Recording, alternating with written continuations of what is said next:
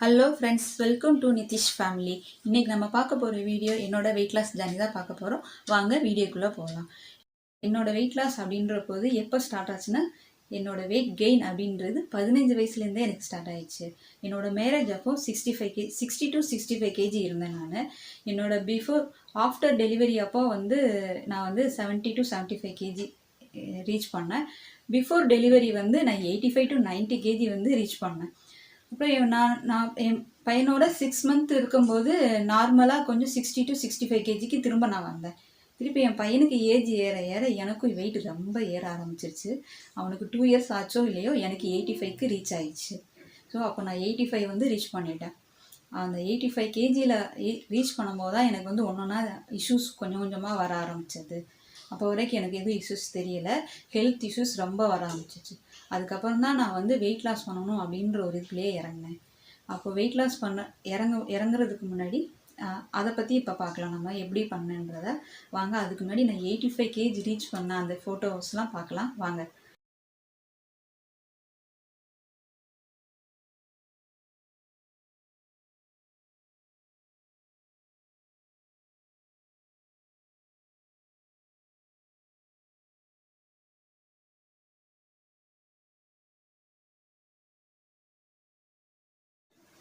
என்னோடய weight gain ஃபோட்டோலாம் பார்த்துருப்பீங்க, அசந்துருப்பீங்க. ஒவ்வொரு கையும் ஒவ்வொரு என்ன சொல்கிறது, ஒவ்வொரு உருளைக்கட்ட சைஸுக்கு தான் இருந்தது.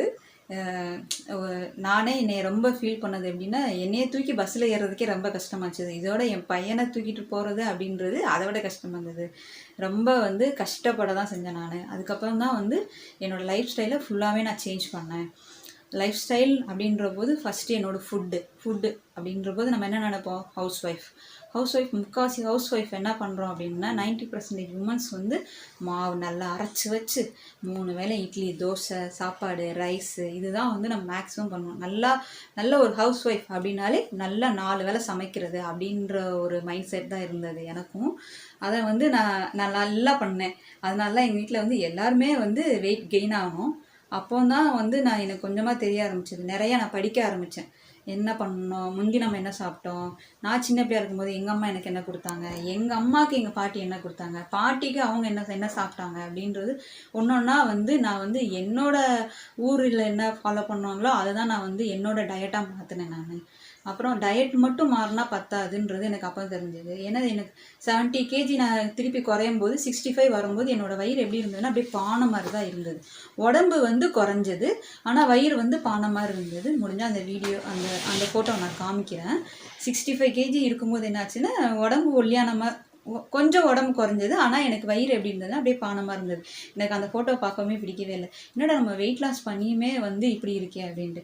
அதுக்கப்புறம் தான் நான் என்ன பண்ணேன்னா ஒர்க் அவுட், டயட் அப்படின்றத ஃபுல்லாக ஃபாலோ பண்ண ஆரம்பித்தேன். ஒன்றா படிக்க ஆரம்பித்தேன். படித்து எல்லாமே நான் எப்படி செய்யணும்னு கொஞ்சம் கொஞ்சமாக தான் பண்ண ஆரம்பித்தேன்.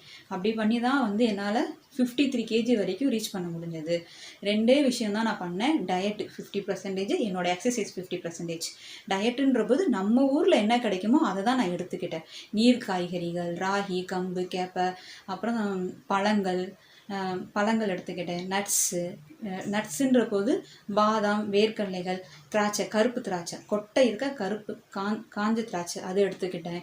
இது வரைக்கும் நான் நட்ஸு அந்த மாதிரி ஐட்டம் தான் எடுத்துக்கிட்டேன். தவிர இது வரைக்கும் நான் ஒரு நாள் கூட ஓட்ஸு, அப்புறம் சிஆர்சி அதெல்லாம் நம்ம ஊரில் இல்லாத ஒன்றை நான் எடுத்துக்கல.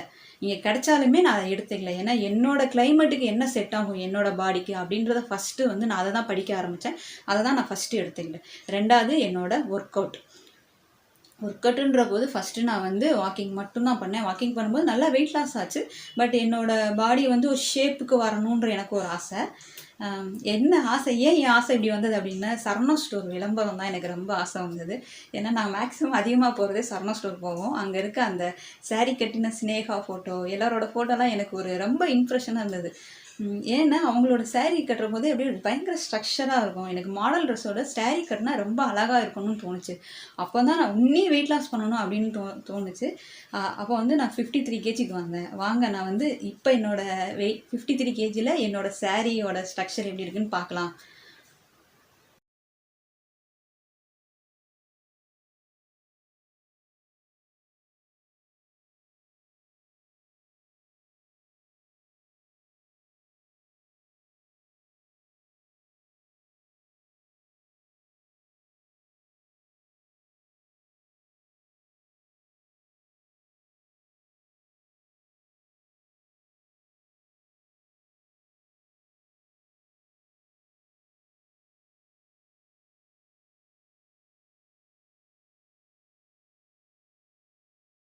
வாங்க நம்மளும் இனி அடுத்தடுத்த வீடியோவில் என்னோட டயட் ஹெல்த்தியான நம்ம ஊர் டயட் அண்ட் அப்புறம் நம்ம ஊர் எக்ஸசைஸ் சொல்ல முடியாது.